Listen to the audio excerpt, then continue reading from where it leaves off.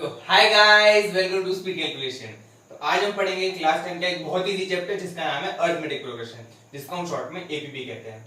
तो हम video start करते हैं और सबसे पहले हम देखते हैं कि एपी क्या होता है। देखो, एपी यानी कि अरिथमेटिक प्रोग्रेशन में मैं एपी बोलूंगा, ठीक है। अब देखो, एपी की हम डेफिनेशन पढ़ते हैं जो आपकी एनसीईआरटी बुक में दी हुई है।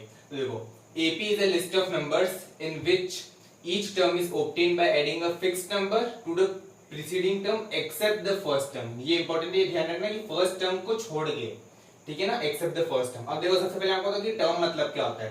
देखो, ये मैंने क्या ना लिस्ट ऑफ नंबर्स लिखे हुए हैं, ठीक है ना। तो मैं आपसे अगर पूछूंगा कि इस लिस्ट में जो थर्ड नंबर है वो कौन सा है, तो आप लोग sir first second third number यहाँ पे 7 आ रहा है। सिक्स नंबर कौन सा है, तो ये थर्ड था।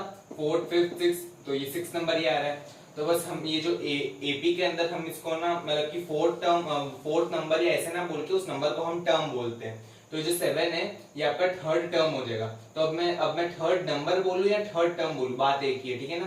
तो ये 5 आपका सेकंड टर्म हो जाएगा, ये आपका फोर्थ टर्म हो जाएगा। अगर मैंने आपसे पूछा कि फर्स्ट टर्म कौन सा है, तो फर्स्ट टर्म 3 हो गया। फिफ्थ टर्म कौन सा है, तो ये 11th हो गया, ठीक है।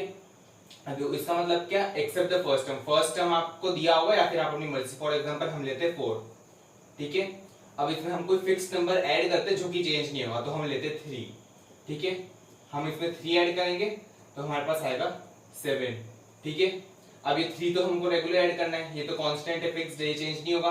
वापस 3 ऐड करेंगे तो 10, फिर वापस करा तो 13।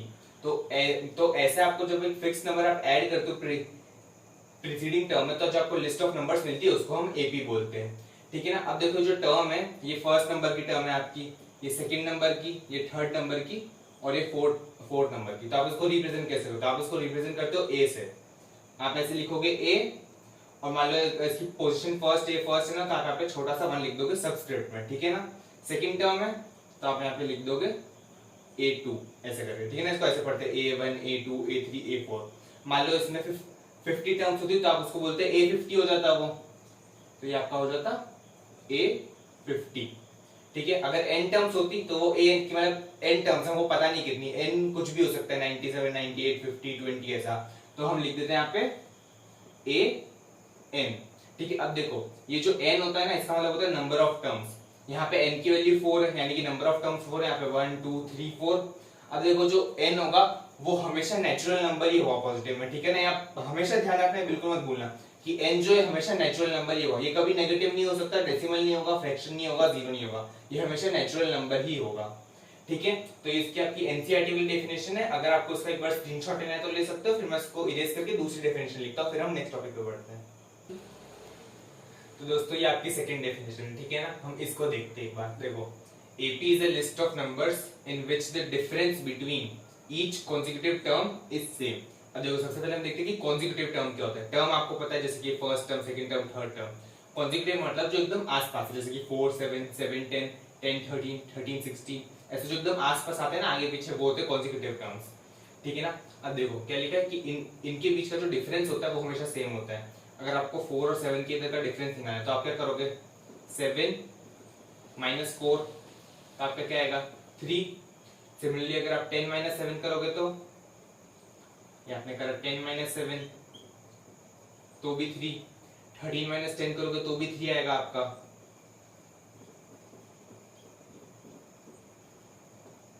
ठीक है। और 16 माइनस 13 करोगे तो भी 3 आएगा। अब 3 क्या था हमारा, ये तो एक वो फिक्स नंबर था जो हमने ऐड करा था। अब देखो, ये इनके बीच का डिफरेंस आ रहा है, ये सेम आ रहा है, यानी कि इन सब में कॉमन है, तो हम इसको बोलते हैं कॉमन डिफरेंस, ठीक है ना। ये जो 3 हमारा कॉमन डिफरेंस होता है, और इसको हम रिप्रेजेंट करते हैं स्मॉल d से, ठीक है। तो ये हमारा कॉमन डिफरेंस होता है जिसको हम स्मॉल d से रिप्रेजेंट करते हैं। ये जहाँ पे 3 है। अब देखो, d को हम निकालेंगे कैसे, ठीक है ना। तो d इज इक्वल टू, अब देखो हमने यहाँ पे 7 माइनस 4 करा था, तो ये क्या A2 माइनस A1 हुआ, ठीक है। तो ये हमारा आ गया A2 माइनस A1, ठीक है। फिर देखो, अब कोई बच्चा किसी यहाँ पे 10 माइनस 7 करा है तो A3 माइनस A2 भी हो जाएगा, वो तो मैंने कहा हो जाएगा, वो भी सही है, ठीक है ना। तो ये हमारा हो जाएगा A3 माइनस A2। आप कोई बोलेगा कि सर 30 माइनस 10 करा है यहाँ पे, सर A4 माइनस A3 भी हो जाएगा, मैंने कहा सही, ये भी सही है, ठीक है। तो हम यहाँ पे लिख देते हैं A4 माइनस A3, ठीक है। तो बिल्कुल सर ऐसे तो a5 माइनस a4 भी हो जाएगा, वो भी 3 आएगा 16 माइनस 30। मैंने कहा हाँ ये भी सही है, ये भी लिख देते हैं अपन, ठीक है ना। तो ये हमारा आ जाएगा a5 माइनस a4। तो मतलब सर ऐसे तो हम कोई भी एक टर्म लेंगे, कोई भी आगे वाली टर्म और उसके एक पीछे वाली टर्म को माइनस कर देंगे तो हमारा d आ जाएगा। मैंने कहा हाँ बस यही सीखना था, ये हमको पता चल गया कि d कॉमन डिफरेंस कैसे निकालेंगे हम, जिसको हम d बोलते हैं। कोई भी एक आगे वाली टर्म लेंगे और उसमें से हम पीछे वाली टर्म को माइनस कर देंगे, ठीक है ना। हम इसका फॉर्मूला लिखते हैं।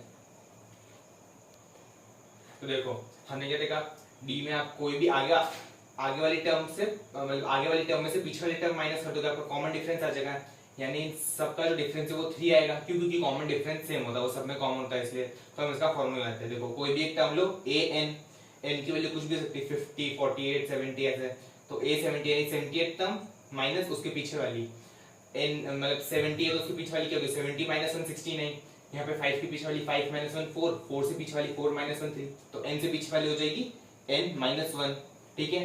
तो हमारे कॉमन डिफरेंस का फॉर्मूला बनना an माइनस an माइनस 1। अब मैंने अगर आपको यहाँ पे n की वैल्यू, फॉर एग्जांपल मैंने आपको बोला कि n की वैल्यू 7 है, ताकि क्या लगे a7 माइनस a7 माइनस 1 6, तो यहाँ पे हो जाएगा a7 माइनस a6। देखो तो कॉमन डिफरेंस हमारा हो जाता a7 माइनस a6, ठीक है ना। अब यहाँ पे आप कुछ भी रख सकते हो, अगर आप 5 n की वैल्यू 5 रखते हो तो भी कॉमन डिफरेंस ही नहीं आता, क्योंकि वो तो कॉमन होता है, ठीक है। अब हम एक बार एपी बना के देखते हैं, ठीक है ना। तो देखो हमारी एपी की फर्स्ट टर्म क्या होती है, a, देखो a1 होती है, लेकिन हम a1 को ab कहते हैं, ठीक है ना।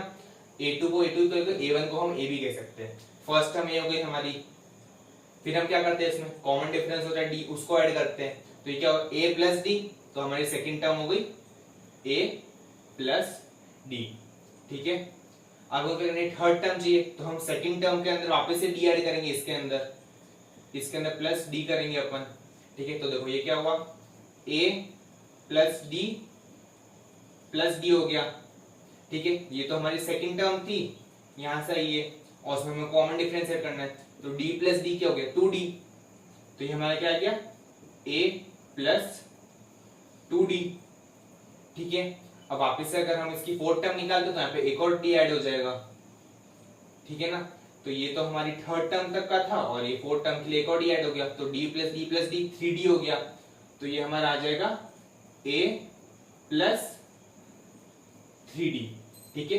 तो ये जो हमारी एपी आई ना a plus ad a plus 2d a plus 3d आगे चलता जाएगा a plus 4d 5d 6d ऐसे, ये हमारी होती है general form of an AP, ठीक है ना। ये एपी का एक जनरल फॉर्म होता है कि मतलब आप a और d की जगह कोई भी वैल्यू रख सकते हो, ठीक है ना। a की जगह मैंने बोला 1 है, d की जगह मैंने बोला 2 है, तो a का यहाँ पे 1 रख दो, फिर क्या आ गया यहाँ पे 1 और ये 2, 1 प्लस 2 3, ठीक है।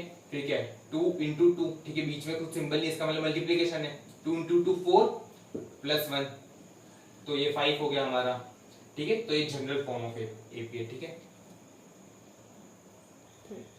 तो देखो अभी हमने यहाँ पे ना हमने क्या पढ़ा, एक बार हमने एपी पढ़ा क्या होता है, कॉमन डिफरेंस पढ़ा, उसके टर्म किसको बोलते हैं, कैसे रिप्रेजेंट करते हैं, और हमने एपी का जनरल फॉर्म पढ़ा, ठीक है।